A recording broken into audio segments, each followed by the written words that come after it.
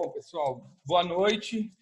Obrigado pela oportunidade de estar mais uma vez aqui. Vou falar aqui que tem algumas pessoas conectadas, então não posso fugir muito, não é tão fácil, mas não posso fugir aqui da frente da filmadora. Bom, o tema que nós vamos falar hoje é sobre carreira médica e alguns fatores que podem impactar na satisfação do paciente e na qualidade do atendimento. Para falar de carreira médica, eu não sou um especialista. Eu acho que vocês, quem está começando a carreira, conversar com os médicos que já estão há mais tempo, que já tiveram que tomar algumas decisões, algumas mais assertivas, outras menos, pode ser a melhor forma de ajudar a entender por onde que podemos ir. Mas o que eu vou trazer para você aqui é com base na minha experiência. A minha experiência profissional basicamente foi na indústria farmacêutica desde os 20 anos de idade e trabalhando com diversas especialidades em diversas cidades e estados do Brasil. Então, eu vou falar um pouco sobre pelo menos 5 frentes que a gente vê mais acontecer hoje em termos de carreira médica, independente da especialidade. E trazer algumas técnicas que eventualmente possam ajudá-los no momento de tomar decisões para fazer algumas reflexões e talvez serem mais assertivos. O ano passado eu tive a... Deixa eu ver se está...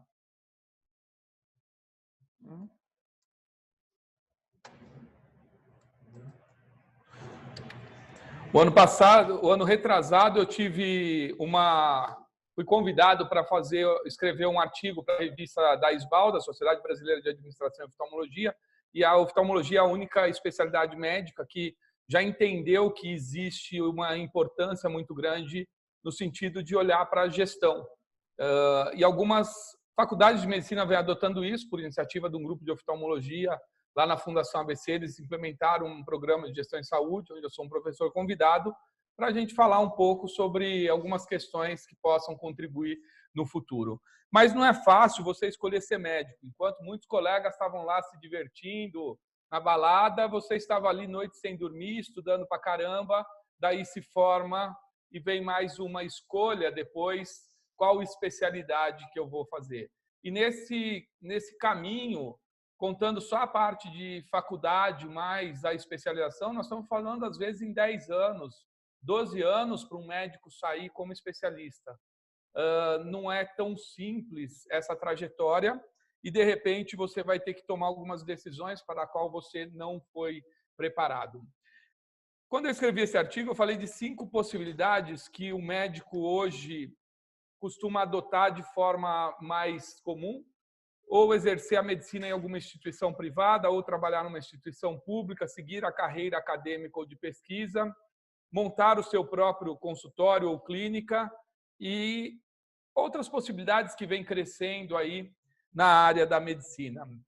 Não tem nenhuma melhor ou pior, em todas elas nós vamos ver que vocês podem conhecer pessoas que foram muito bem sucedidas e outras que eventualmente não chegaram aonde esperavam. Mas se você escolher por exercer a medicina numa instituição privada, você começa tendo diferentes possibilidades de relação trabalhista. Então, isso é um ponto importante, que hoje você pode estabelecer uma relação de contrato de trabalho, como CLT, você pode estabelecer uma relação de contrato autônomo, pessoa jurídica, até está se discutindo muito hoje essa questão de acordo com as novas leis trabalhistas, mas existem algumas diferentes possibilidades. É importante analisar muito bem para ver como que você pode fazer a coisa certa, não tem a forma certa de fazer a coisa errada, mas fazer a coisa certa e ainda assim conseguir, talvez, pagar menos impostos, mas dentro da lei. Então, você ter uma boa assessoria pode lhe ajudar. Se você escolher trabalhar numa instituição privada, como aqui o Centro Oftalmológico, você tem uma vantagem de poder focar no exercício da medicina.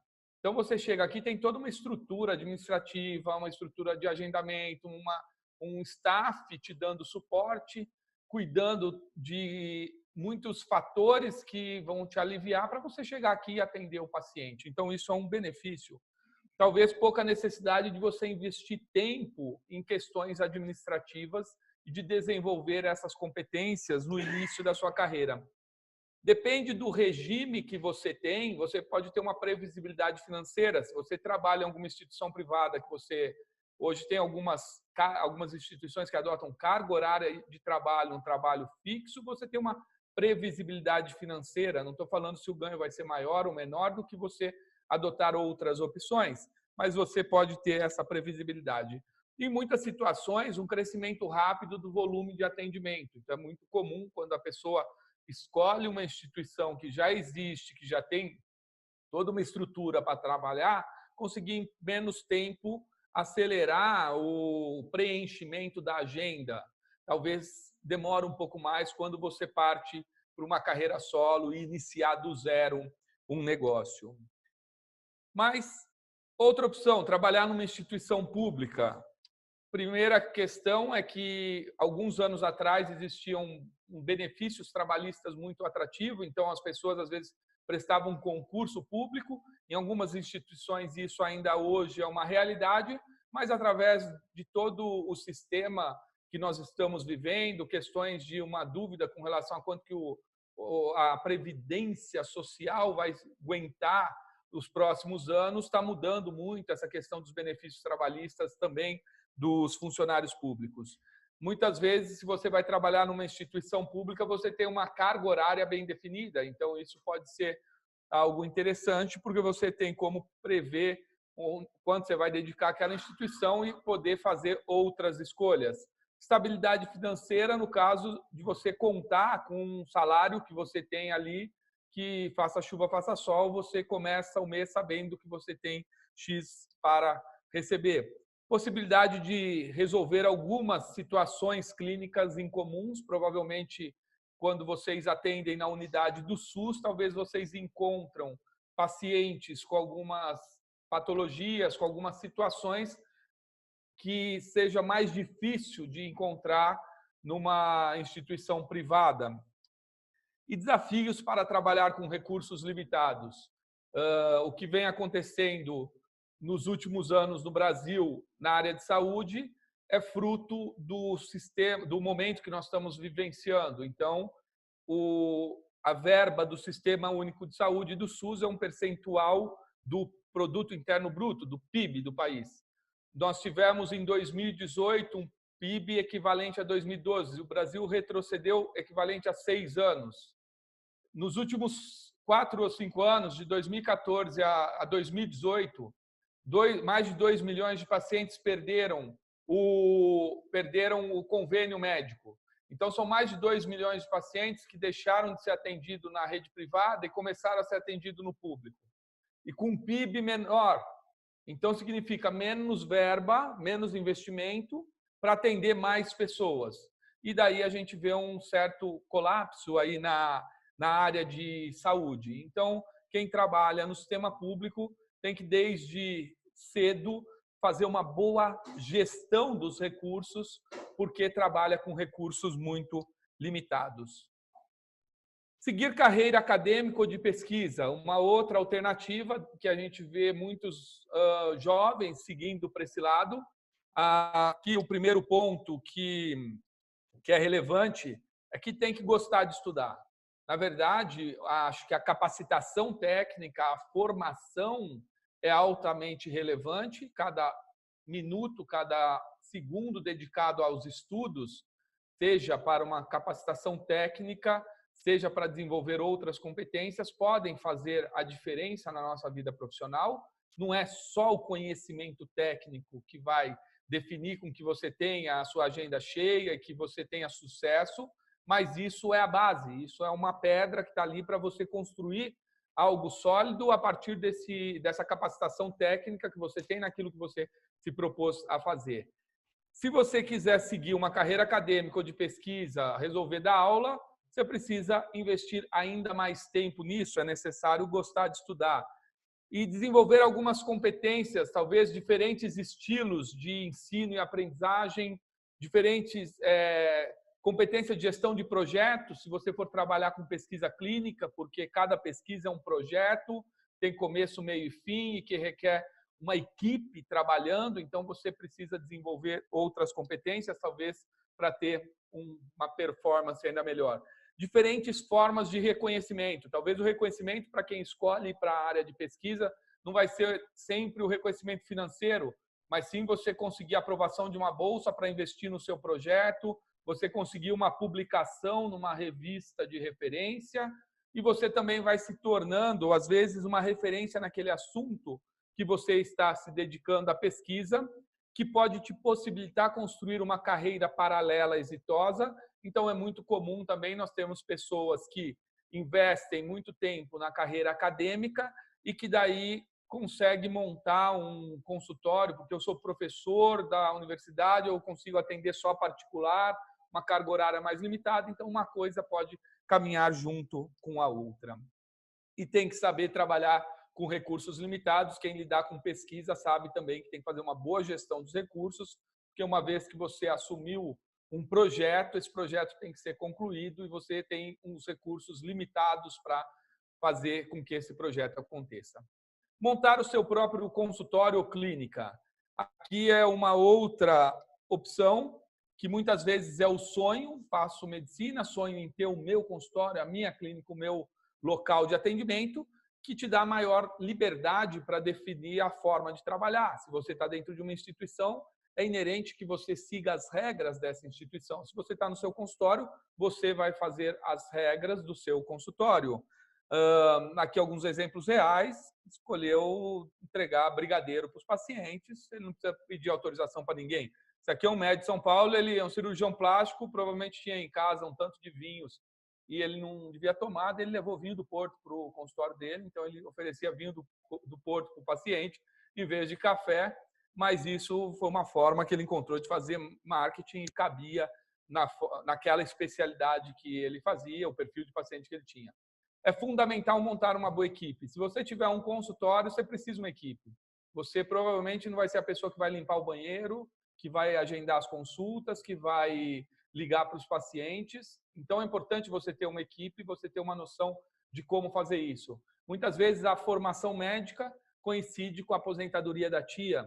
Daí você fala, arrumei a pessoa ideal para ser a minha secretária e contrata a sua tia para ser a sua secretária. Nada contra a tia, mas talvez seja a pior escolha que você fez naquele momento. Primeiro, que o dia que você quiser se desfazer da tia vai ser muito difícil. Você vai virar assunto de família, todo mundo vai te xingar no Natal, porque quando você era criança ela trocou a sua fralda e agora você virou doutora e não dá mais valor. Mas a questão é, se a tia tem as competências para ser a pessoa, para lidar com o público ali no seu consultório, ela pode trabalhar contigo. Mas se a sua tia é uma pessoa que não gosta de gente, que a vida inteira trabalhou na frente de uma planilha, vendo os números, nunca lidou com o público, talvez não seja a melhor pessoa para estar na linha de frente do seu consultório. Então, é importante que você saiba escolher as pessoas que vão trabalhar contigo e que você invista tempo para treinar essas pessoas. Você tem que entender um pouco de gestão, de como capacitar as pessoas, saber analisar informações, negociar. Vocês vão precisar negociar com o plano de saúde, se você escolher atender plano de saúde, se não negociar com o paciente um procedimento que precisa ser cobrado do paciente. Precisa entender um pouco de finanças, que a diferença, se você vem para uma instituição como essa, você vem sabendo quantas horas você vai trabalhar e talvez quanto você tem para receber. Se você tem, dependendo do regime de trabalho que você tem com uma instituição pública ou privada, muitas vezes você começa o mês sabendo quanto você tem para receber. Se você montar um seu consultório, você vai começar o mês sabendo quanto você tem para pagar. E não necessariamente você vai receber este valor dentro desse mês. Então, quem já teve um negócio sabe que ser empresário neste país não é fácil. É importante você conhecer um pouco da legislação, porque um imposto que você deixa de pagar hoje pode lhe custar muito no futuro, e talvez em pouco tempo. Tem uma boa assessoria. Se você resolver montar o seu consultório, sua clínica, você não precisa se especializar em finanças, em tributos, você precisa ter uma noção, mas você precisa ter uma boa assessoria financeira, uma boa assessoria contábil, jurídica. Precisa ter alguém te ajudando. O que é melhor? Eu comprar 100 unidades deste produto à vista e colocar 200 mil reais parado aqui durante 6 meses? Ou eu comprar 10 por mês com um valor, um desconto menor? Se eu aplicasse esse dinheiro, isso chama-se, eu estou tirando o capital de giro da empresa para mobilizar Então, é importante vocês terem uma noção financeira, se vocês resolverem montar o negócio, para tomar decisões mais saudáveis, mais assertivas. E jurídica, por questões de saber sempre o que é certo ser feito, se tem a dúvida, para quem que eu posso perguntar. E a questão contábil, em que momento que é melhor eu abrir uma empresa para emitir nota fiscal ou ficar emitindo recibo? Então, são questões importantes que você deve considerar no seu plano. E defina metas de investimento e rentabilidade e acompanhe constantemente o quanto você está realizando em comparação ao planejado. Lá na faculdade, quando a gente dá aula para os alunos terceiro ou quarto ano, a gente simula montar um consultório médico. Então, se eu vou investir tanto, vou alugar por tanto, vou contratar um funcionário, quanto que é meu custo fixo, quantos são os custos variáveis, quanto que é meu ponto de equilíbrio, ou seja, quantos pacientes eu preciso atender para eu empatar, para eu fechar um mês sem dever nada, sem ter que pegar dinheiro do meu bolso e colocar lá. Então, são questões que você deve refletir antes de colocar o seu sonho em prática. Não é que não deva realizar o seu sonho, mas realize ele com bastante consciência e bastante consistência para você ser bem-sucedido. Outras possibilidades para o médico: atuação na indústria farmacêutica, área de pesquisa, área de marketing, relacionamento médico. Cresce cada vez mais a responsabilidade e o papel do médico, da área de medical affairs, da área de educação médica dentro da indústria farmacêutica. Convênios médicos, hoje precisando de médicos para dar consultoria, para fazer auditorias. Empresas de pesquisas no Brasil e em alguns países, Estados Unidos é muito comum também, tem as empresas privadas de pesquisas e cada vez mais a própria indústria está terceirizando, às vezes, uma empresa de pesquisa para cuidar de alguns protocolos e tem espaços para médicos que trabalham nessas empresas. Entidades esportivas, essa última foto, uma imagem do Dr. Zé Antônio lá de Curitiba, que foi um oftalmologista do esporte, acompanhou a seleção brasileira de 2010 e ele fazia um trabalho na época no Atlético Paranaense, ficava avaliando os jogadores dentro de campo, identificou que tinha um jogador que era cego de um olho e não sabia que era cego de um olho, daí ele perdia muita bola por um lado e ele ficava lá dentro do campo ajudando o técnico, inverte ele, em vez dele jogar na direita, põe ele para a esquerda, que daí é a linha do campo, ele não vai perder, não vão roubar a bola dele. Então, ele era um médico oftalmologista que dava uma dica para o técnico para arrumar o time, usando o potencial máximo da visão de cada atleta e fazendo trabalhos também de exercícios como que podia melhorar a capacidade de visão do atleta, e isso vem crescendo em várias áreas esportivas. E administração em saúde, que é uma área que vem crescendo muito. Não estou colocando aqui uma área específica, que é uma das áreas que mais se falam atualmente nos congressos, que é a área de inteligência artificial. E a área de inteligência artificial não é o futuro, é a realidade, já acontece. Que é a capacidade de integrar várias informações e dar ao ser humano dados ou informações que possibilite tomar decisões mais assertivas. Não é substituir a capacidade humana. E na área de saúde, tem 3 pilares que se falam muito hoje nos congressos na área de inteligência artificial: a área administrativa, a área de diagnóstico e a área de gestão do paciente. Então, são 3 pilares importantes que cresce muito, inclusive a participação do médico junto com indústrias ou junto com startups para criar soluções que possam ajudar a medicina do presente, não do futuro, ser ainda melhor do que vem sendo nos últimos anos. Entre outras oportunidades. Falei aqui de algumas situações, algumas possibilidades para seguir a carreira médica, que você não precisa escolher exatamente uma, pode ser mais que uma delas, elas podem caminhar de forma paralela. E são diferentes possibilidades, mas todas elas com muitas chances de sucesso, com muitas possibilidades de fracasso. Vai depender de como você vai fazer a gestão da sua carreira, como você vai conduzir a sua vida, as escolhas que você vai fazer ao decorrer da sua vida. E para cada escolha nós temos que abrir mão de uma série de coisas. E não tem certo, errado, melhor ou pior. Nós vamos colher aquilo que nós plantarmos. E o que vai ser o sucesso? O sucesso é a somatória de pequenos esforços repetidos dias após dia. A cada dia nós vamos sair de casa para ser bem-sucedido ou mal-sucedido. A cada dia nós vamos sair de casa para plantar algo que nós vamos colher. Deixa eu voltar para você tirar a foto. Pronto. Sim? Então, dependerá das nossas metas. E aqui uma técnica para definir metas. Os americanos, alguns anos atrás, eles traziam um conceito de SMART. Uma boa meta, ela é SMART, ela é inteligente, ela é específica, ela é mensurável, ela é atingível, ela é relevante e tem um tempo definido. Então, uma boa meta, quando eu falo em específico, muitas pessoas têm o sonho, eu vou montar um consultório, tá? Quando? Como que é esse consultório específico? Não, um consultório em tal lugar para atender este perfil de pacientes, para eu trabalhar sozinho, para eu trabalhar com uma equipe, e eu consigo medir isso? Consigo. Eu quero aumentar o número de pacientes particulares, tá? Consegue medir? Aumentar em quantos? Se eu não sei nem quantos pacientes particulares eu atendi em julho do ano passado, como eu vou definir uma meta para julho deste ano? Então, a gente precisa medir, ter os indicadores de performance para o nosso trabalho. Essa meta tem que ser atingível. Talvez eu vou falar, aumentar em 20% o meu atendimento particular. Tá bom, se eu já tenho a agenda cheia, eu estou trabalhando das 7 da manhã às 11 da noite, atendendo 500 pacientes particulares por mês, será que eu aumentar em 20%, chegar em 600 é atingível? Talvez não seja atingível.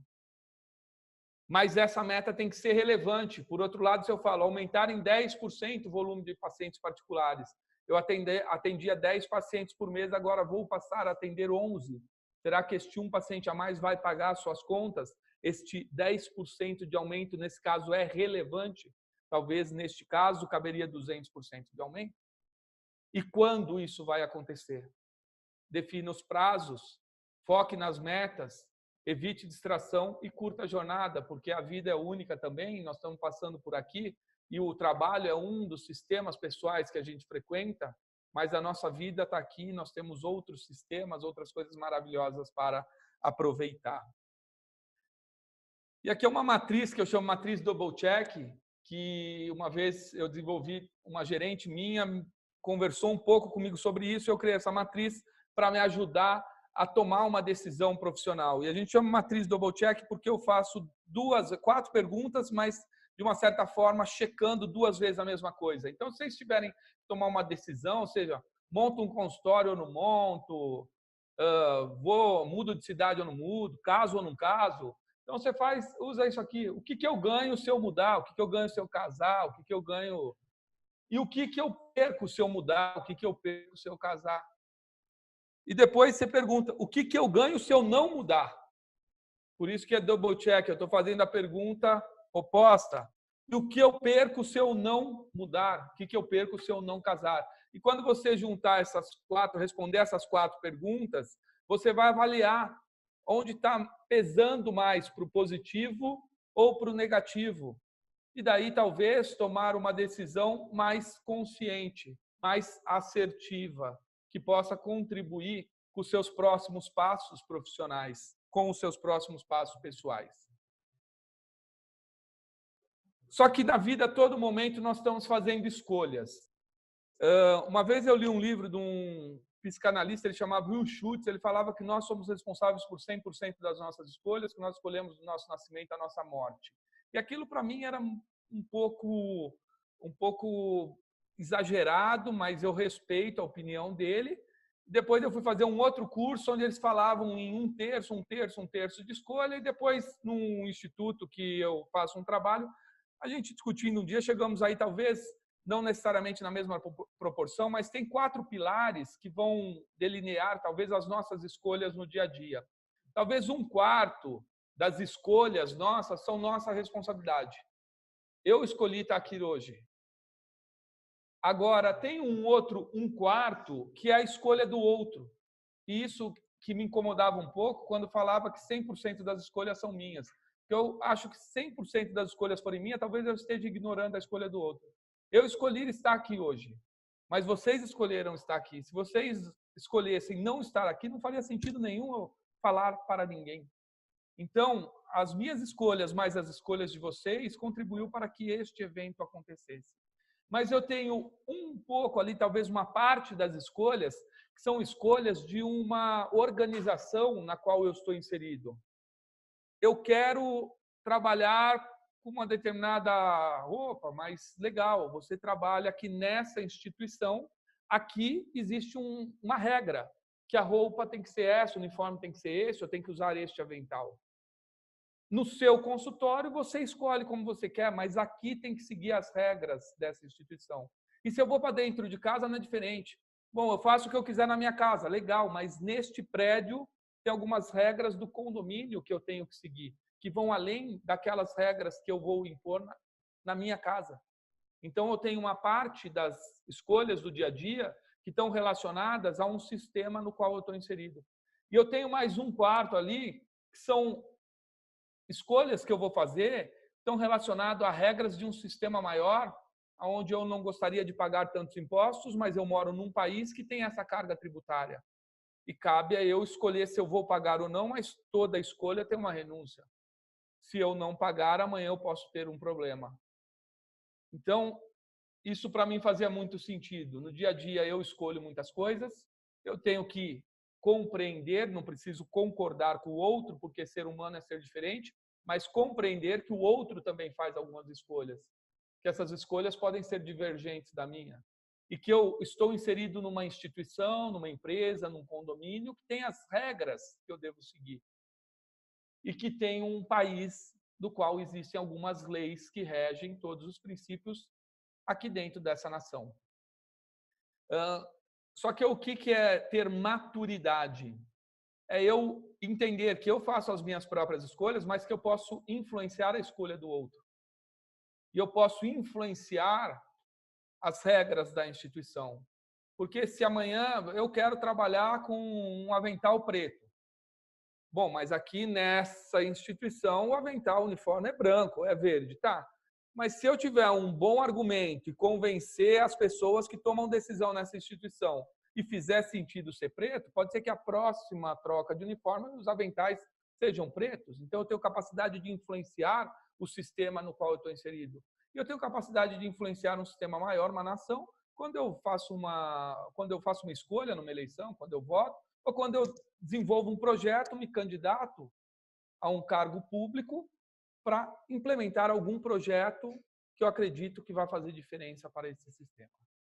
Muito bem, então todos os dias nós estamos fazendo escolhas nesses 4 sistemas, nessas 4 vertentes. E hoje se fala muito num negócio que chama-se compliance. Na indústria farmacêutica já há alguns anos falando sobre isso, em outras indústrias mais recentes. Mas o que é compliance? Quando eu trago para a área de saúde, e quando a gente, daí eu vou falar um pouco dentro da nossa empresa, da Allergan, o compliance a gente usa para preservar a imagem e reputação da instituição e, no caso da nossa relação com o médico, a imagem do médico também. E o que é esse tal de compliance? Por que o compliance de um é diferente do que o outro? Porque o compliance, o que é lei é para todos. O compliance significa eu seguir todas as regras que a instituição me impõe, a instituição que eu trabalho, que às vezes vão além da lei. Então, eu trabalho numa empresa que comercializa ações da Bolsa de Nova York. Então, por isso acontecer, aqui no Brasil eu tenho que seguir uma lei, um código que chama CFCPA, que é uma lei anticorrupção americana. E que talvez uma outra empresa que não comercialize ações na Bolsa de Valores dos Estados Unidos, ela possa fazer algumas ações junto à classe médica que eu não posso, porque, de acordo com essa lei, essa ação é caracterizada corrupção. O que é compliance dentro de um hospital? É eu seguir todas as regras que o hospital impõe. E é muito difícil para o médico, quando ele trabalha em diferentes instituições, entender isso. Porque, às vezes, eu tenho uma conduta no meu consultório, mas eu vou atender por um pouco período que seja numa instituição que tem uma acreditação ONA ou uma acreditação canadense. Isso já vai fazer com que algumas coisas que para mim é aceitável, que a legislação permite, não é contra a lei, e que eu faço no meu consultório, não possam ser feitas dentro dessa instituição. E cabe a eu escolher naqueles 25% das minhas escolhas, 25% do outro, 25% da instituição, se eu posso mudar isso ou não. E procurar ser feliz, entender se eu quero seguir as regras dessa instituição ou se eu quero mudar de instituição.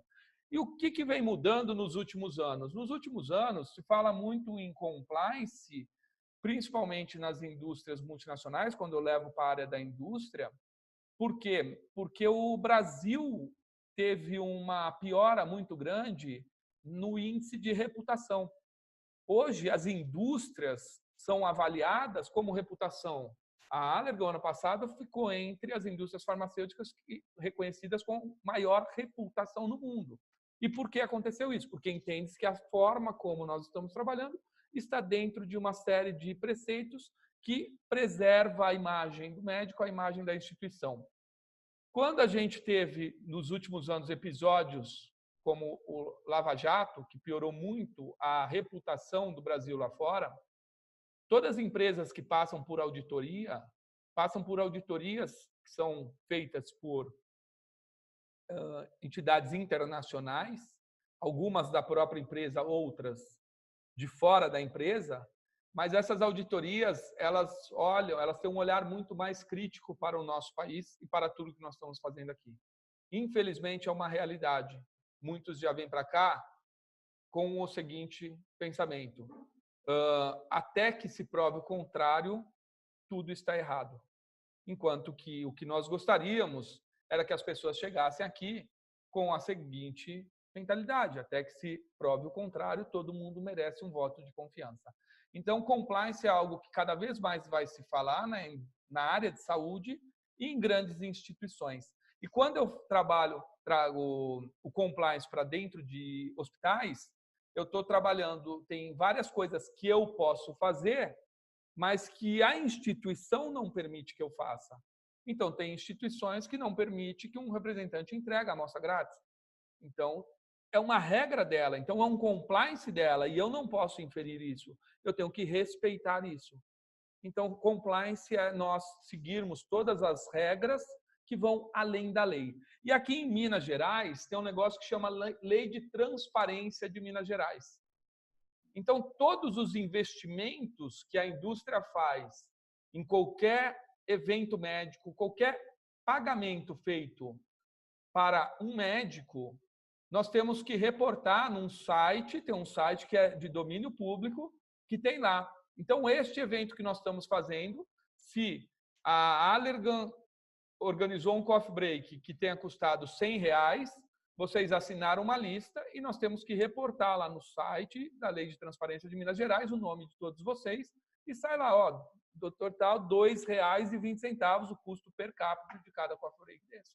Então, hoje, Minas Gerais, não sei o motivo, mas no Brasil é o estado que já implementou algo que nos dá mais trabalho ainda, que é algo que a Allergan não exige que nós façamos, mas que o Brasil não exige, que a Anvisa não exige, mas que a lei do estado de Minas Gerais exige que seja feito. E que se eu não fizer, eu posso ter um problema sério e algum tipo de punição.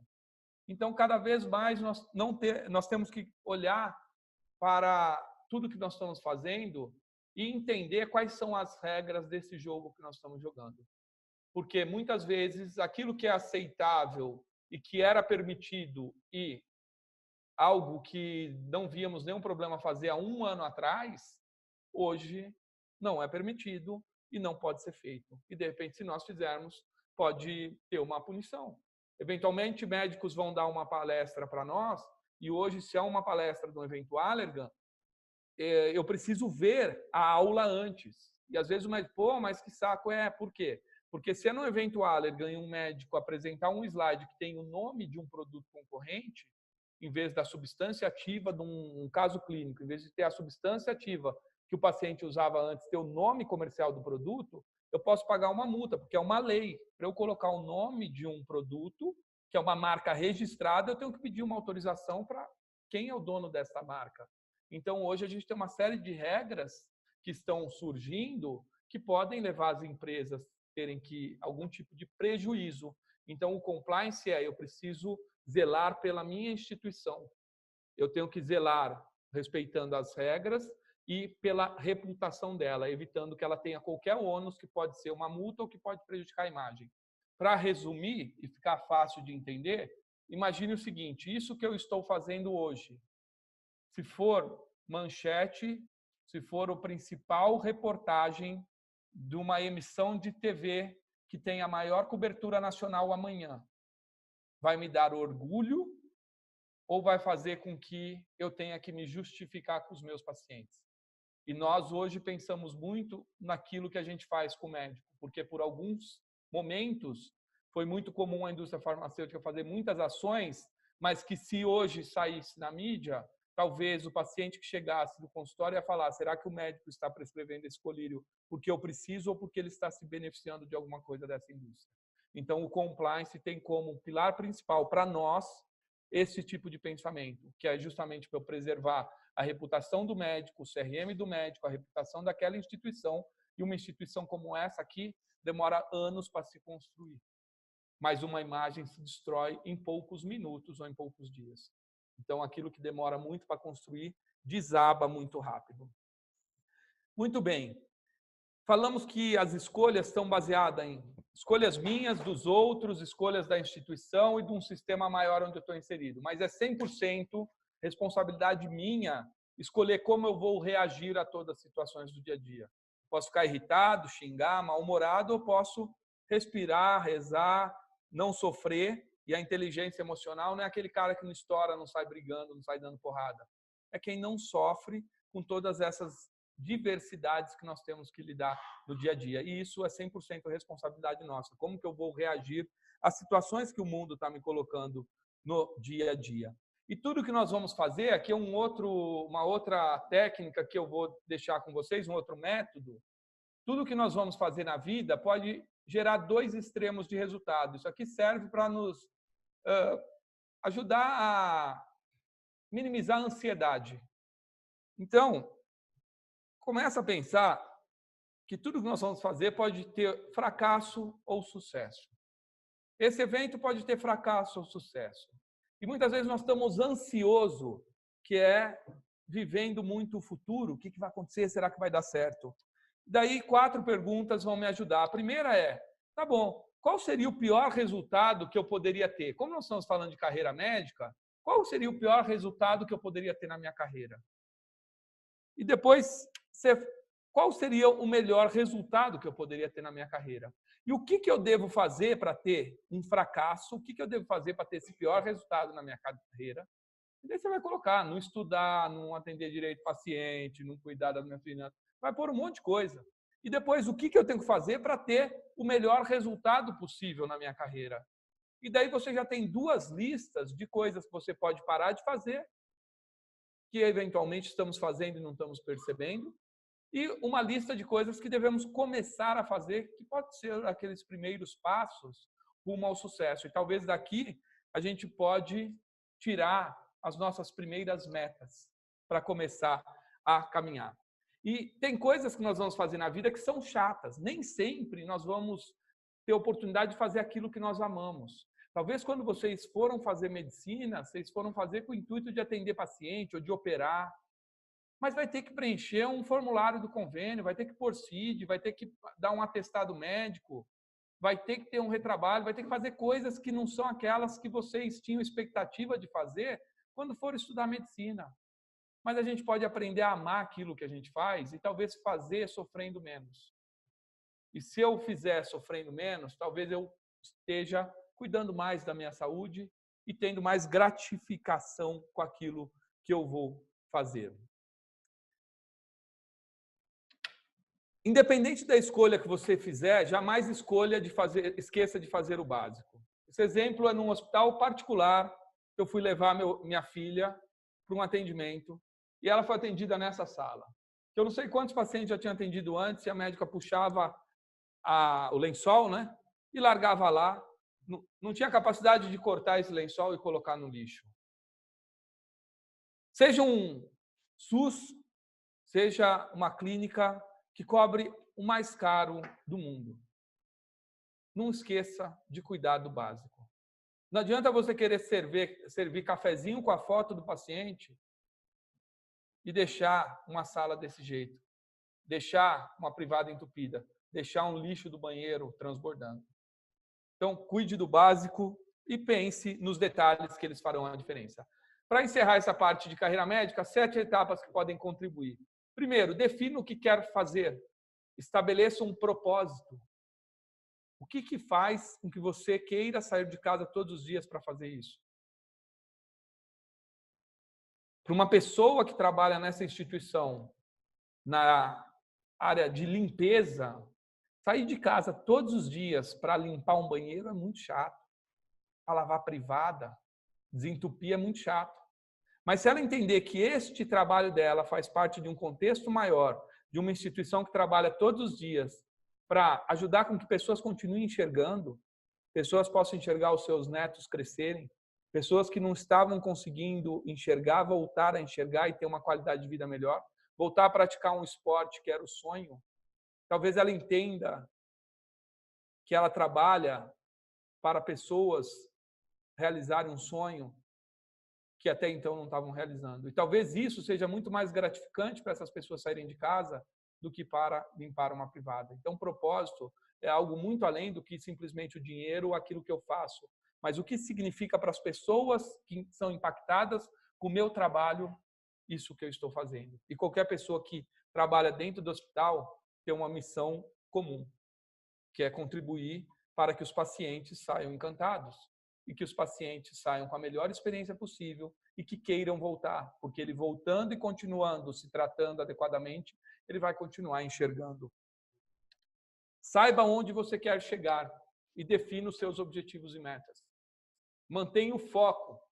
Vocês vão encontrar muitas pessoas no meio do caminho que vão querer ou tentar fazer vocês desistirem do seu sonho. Não mexe com isso não, isso aí não dá certo, você está louco, já tentei. Não percam seu foco, que a inveja está aí. Acompanhe a evolução e ajuste o seu plano. E desde o início, saiba quando você quer parar e faça um plano para isso. Tem muitos médicos que trabalham até os 80 anos de idade porque querem. E tem médicos que trabalham até os 80 anos de idade porque precisam. Então, criem uma estratégia para vocês também, o dia que quiserem parar ou diminuir, vocês possam se dar o luxo de fazer isso. Então, muito bem, falamos de carreira médica. Se formamos, escolhemos especialização, montamos um consultório, uma clínica, ou fomos trabalhar em algum lugar. O que vai fazer, primeiro, que o paciente chegue nesse hospital, nessa clínica? Vai ser publicado em breve o novo censo do CBO. São mais de 21 mil oftalmologistas no Brasil. 21 mil oftalmologistas no Brasil. O que faz com que o paciente escolha você? Alguns fatores motivam o paciente a escolher um médico. Então, a gente sabe que fatores relacionados ao ambiente, experiências e desejos e crenças pode ajudar a escolher o médico. Então, primeiro, plano de saúde credenciado é um dos fatores que faz com que o paciente escolha a instituição, mas tem pacientes que têm um plano de saúde e pagam particular para ir em outro. A localização, a gente sabe que nas grandes cidades, às vezes os pacientes preferem perto do trabalho ou perto da residência, mas tem gente que sai de uma cidade para ser atendido em outra, de um país para ser atendido em outro. Rede de influências, precisa um oftalmologista, quem você me indica? Ah, vai no meu que ele é bom, mas vai com calma que ele demora, depois nós vamos falar um pouco sobre isso. A rede de influências. Relação com outras clínicas. Às vezes eu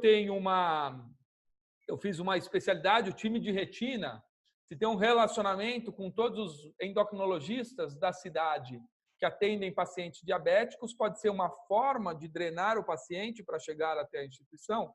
E especialização, às vezes aqui tem uma subespecialidade, algum tipo de exame, alguma coisa, que eu tenho um oftalmologista encaminha o paciente para o outro, o colega de superfície encaminha para glaucoma e o paciente vai girando. Isso aí é o que vai fazer o paciente chegar. Uma vez que o paciente chegou, ele vai ter uma experiência. Uma experiência passada que nós tivermos com um produto ou serviço pode fazer com que a gente queira voltar ou não. E mais os nossos desejos, tudo aquilo que a gente deseja. Às vezes, putz, desejo ter um médico que eu sei que o médico é muito bom, mas o lugar é muito ruim, não tem onde parar, eu tenho que deslocar muito tempo, isso pode comprometer. Então, essas experiências, fui lá, fui bem atendido, gostei. Uma vez fui como acompanhante, daí resolver o problema da minha mãe, ou aquela experiência ficou na minha memória, e o dia que eu preciso de um médico, eu lembro dessa experiência e eu vou escolher esse lugar. Essas experiências, mas tudo aquilo que a gente vê, aquilo que a gente lê, vai formando as nossas crenças. E as nossas crenças, elas estão no inconsciente. Nós conseguimos ver o que a pessoa faz, mas é difícil ver o porquê a pessoa faz. Então, se entra aqui, quando a gente entra no banheiro de mulheres, tem um tanto de shampoo lá. A gente vê o que ela faz, compra um tanto de shampoo de marca diferente. Mas o porquê que ela faz? Porque eu acho que se usar o mesmo todo dia dá resistência, eu acho que para o dia que vai na piscina esse é melhor, eu acho que tudo que nós achamos são nossas crenças. E no final das contas, o paciente vai no médico porque ele acha que o médico é bom, ele acha que aquela equipe está capacitada para resolver o problema dele, ele acha que são as crenças que determinam o nosso comportamento. Daí vem uma contribuição do Japão que fala um pouco sobre satisfação. E satisfação é uma fórmula que é resultado menos expectativa. Quanto maior for a expectativa das pessoas que vêm no seu consultório, mais vai exigir de você e da sua equipe para gerar um resultado que supere essa expectativa e encante o seu paciente. E essa expectativa está relacionada aos 5 fatores que podem impactar na satisfação do cliente em qualquer segmento. São 5 fatores que podem impactar na satisfação de um paciente. E que daí vem do Japão, na década de 80, o professor Noriaki Kano foi um dos maiores especialistas em satisfação do cliente. E ele dizia, ali foi época, pós-época era industrial, quando começava a se entrar a era dos serviços.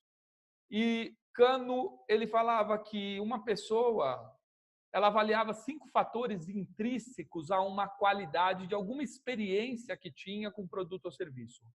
E custo, ele falava que era um dos fatores que podia impactar na satisfação do cliente.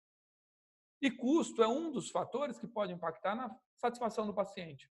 Não é comum a gente ver um paciente reclamando na recepção. O que foi? Eu tenho que pagar a lente, eu tenho convênio, mas tenho que pagar meu procedimento. Está reclamando porque ele tem que pagar alguma coisa que na cabeça dele ele acha, crença, que não deveria pagar. Mas custo é uma percepção de valores. Mulheres, vocês compram sempre o shampoo mais barato? Não necessariamente o mais barato. Então tá, quem gosta de cerveja, compra a cerveja mais barata. Quem gosta de vinho, vinho mais barato. Então nós, enquanto clientes ou consumidores, estamos dispostos a pagar um pouco mais, desde que eu perceba valor. Custo é uma percepção de valor. E essa percepção de valor está relacionada com os outros 4 fatores que Kano dizia que podia impactar na satisfação. O segundo que ele falava era entrega. Entrega era o produto certo, na hora certa, nas especificações certas, para a pessoa certa, no lugar certo. Então, quais erros de entrega pode acontecer numa área de saúde? Eu marquei com um especialista em catarata, fui atendido por um especialista em glaucoma. Algum erro aconteceu e colocaram o paciente errado para aquele médico, ou o médico errado para aquele paciente. Uma vez eu estava num pronto-socorro e fui com dor abdominal, minha esposa falou que eu estava infartando, eu resolvi ir no médico. Cheguei lá, 3 horas de espera, a recepcionista falou, 3 horas. Falei, se eu voltar para casa, minha esposa vai ficar lá 3 horas falando, é melhor eu esperar, né? Tá bom. Com 45 minutos me chamaram. Daí eu entrei no consultório, o médico se apresentou, falou que ele era neurocirurgião, que tinha sido chamado para me atender. E eu já estava feliz, porque eu falei, eles foram espertos, criaram uma expectativa de 3 horas, em 45 minutos me chamaram, me encantou. E isso é bom, porque você fala para o paciente, 30 minutinhos vai ser atendido, se atender em 35, você vai levar nota vermelha no boletim. Agora, se você falar 45 e atender em 35, você vai levar um nota 9. Pô, superou minha expectativa. Só que quando ele se apresentou, ele falou, você não está com dor na cabeça? Eu falei, não, a barriga. Até um infarto eu estava topando. Foi um AVC intestinal, eu nunca escutei, né? Chamar um neuro para uma... Daí ele falou, bom, me chamaram, eu fiz clínica médica antes de fazer neurocirurgia, eu posso, acho que resolver seu problema, depende do que for. É aquele protocolo, vai lá, toma um soro com não sei o quê, eu sei que em 1h30 eu já tinha ido embora do hospital. Eu saí de lá metade do tempo do que seria a minha espera, mas eu nunca mais voltei nesse hospital. Porque naquele pronto-socorro lotado, pode ser que alguém tivesse um processo de AVC. Pode ser que alguém tivesse precisando de um neurocirurgião. Pode ser que alguém tenha perdido a vida por um erro desse. Então, às vezes, colocar um médico errado para um paciente, depende do problema que é, pode custar uma vida. E por isso que a equipe precisa estar bem preparada para minimizar esses erros ao máximo. Porque esses erros vocês talvez não vão ficar sabendo o que tem acontecido. Talvez quando já perdeu o paciente. Produto certo na hora certa. A gente sabe que é muito difícil o médico ter a maestria de atender às 2h da tarde, o paciente das 2h da tarde. Muitos fatores impactam na agenda médica. Mas, por outro lado, a gente tem que entender quanto custa a espera. Basta vocês pensarem quanto que vale a hora de vocês. Se você tem uma tarde inteira de cirurgia agendada e você está voltando de um congresso, a companhia aérea falava vai atrasar 3 horas o voo, quanto te custaria você cancelar 3 horas da sua agenda? E não é diferente para alguns pacientes. Um arquiteto, em 2 horas, faz um projeto de uma casa que ele cobra 10, 15 mil reais. Mas a gente sabe que é difícil esperar. E, por outro lado, muitas vezes o paciente não reclama de esperar. Ele reclama de morrer, de não ter o que fazer. Então, se a secretária fala, aguarde um instantinho, que já já você vai ser atendido, se é o próximo, mas ela sabe que o paciente está lá dentro, acabou de entrar e que vai demorar 40 minutos. Falou um instantinho, o paciente não vai no banheiro fazer xixi, ele acha que vai perder a consulta. Ele não almoçou, mas ele não vai comer um pão de queijo ali, porque ele acha que vai perder a consulta. Agora, se ele tem informação, ele vai lá para o café, abre o café, consome, ainda trabalha, adianta a vida dele, liga no banco e adianta, porque às vezes ele ocupa o tempo dele. A gente sabe que é muito difícil conseguir respeitar a entrega, mas nós temos que pensar que às vezes a pessoa não teve 2 horas para ficar com os filhos, com os pais, os familiares que ela mais ama nessa semana. E às vezes foi o tempo que ela ficou aqui morrendo, sem fazer nada. Então, se a gente conseguir, além de ser um ótimo médico, conseguir fazer uma boa gestão para trazer uma qualidade de vida melhor para o médico, porque isso estressa muitos médicos, é bom. E são pequenos roubadores de tempo. Se você marca um paciente a cada 30 minutos e você demorar 35 minutos, depois de 30 pacientes, são 150 minutos de atraso. São 2h30. E aquele efeito cascata no final do dia. Daí era o tempo que você tinha para ir para a academia, para ir no cinema com o filho, para sair com a esposa, e começa a comprometer outros sistemas pessoais em função disso. Nós vamos ver pesquisa com satisfação e ver que isso é o que os pacientes mais reclamam. Tá? O paciente ele é camaleão. Ali a recepção é uma faixa de Gaza. Eles ficam lá, um absurdo, eu vou não sei o quê, vou reclamar, vou não reclamar aqui. Daí, a hora que ele entra no consultório, o Cláudio fala, não, hoje estou meio atrasado. Aí, imagina, estava tranquilo, eu tirei a tarde para isso, né? Tirei a tarde para isso, estou sossegado. É assim, então, às vezes, vocês pensam que o funcionário está doido, mas não é não, é que o negócio é por aí mesmo. Então, custo, entrega. Terceiro, segurança. Segurança, a gente falava, Cano falava em segurança de pessoa, patrimônio e planeta. Segurança da pessoa. Um dia eu estava numa clínica de oftalmologia, tinha um degrau, uma senhora descendo, pós-operatório, me toma um tombo lá,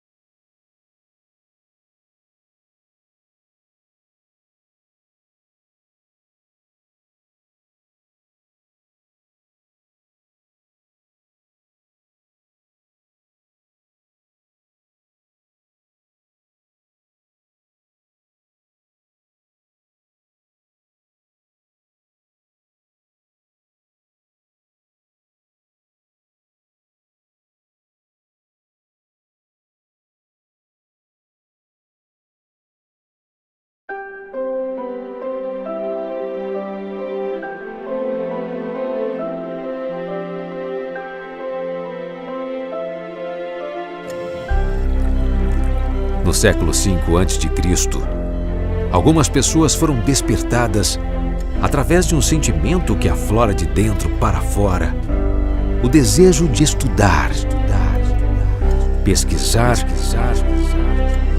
e se doar para melhorar a qualidade de vida de homens e mulheres.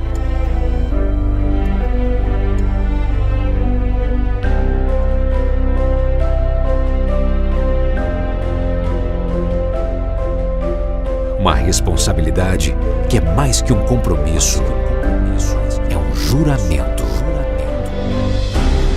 Prometo que ao exercer a arte de curar, mostrar-me-ei sempre fiel aos preceitos da honestidade, da caridade e da ciência. Minha língua calará os segredos que me forem revelados, o que terei como preceito de honra. Nunca me servirei da minha profissão para corromper os costumes ou favorecer o crime. Se eu cumprir este juramento com fidelidade, goze eu para sempre a minha vida e a minha arte com boa reputação entre os homens. Se eu infringir ou dele afastar-me, suceda-me o contrário.